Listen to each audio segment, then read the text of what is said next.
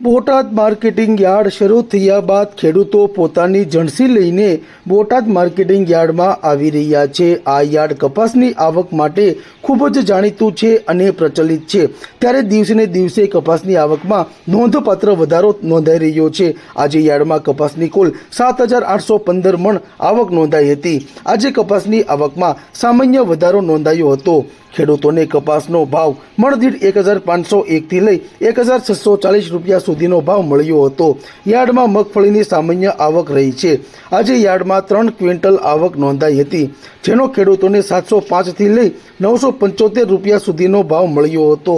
Botad marketing યાર્ડમાં અડદની હરાજી કરવામાં આવી હતી, જેના ભાવ 1,295 થી લઈ 1,315 રૂપિયા ભાવ રહ્યો હતો।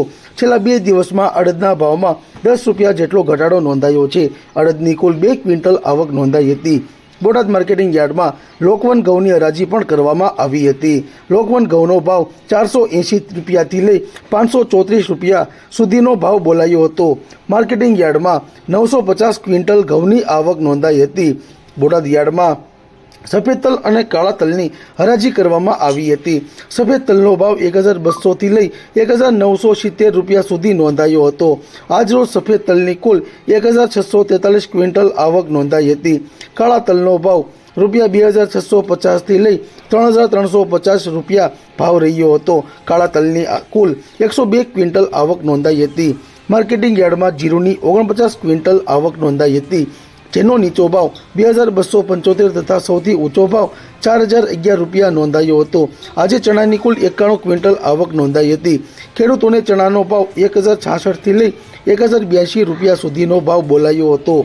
બોટાદ માર્કેટિંગ યાર્ડ ખાતે જુવારની હરાજી કરવામાં આવી હતી। જુવારની કુલ 239 ક્વિન્ટલ આવક નોંધાઈ હતી, જેના ભાવ 470 થી લઈ 795 રૂપિયા સુધી બોલાયો હતો। માર્કેટિંગ યાર્ડ ખાતે તુવેરની હરાજી કરવામાં આવી હતી।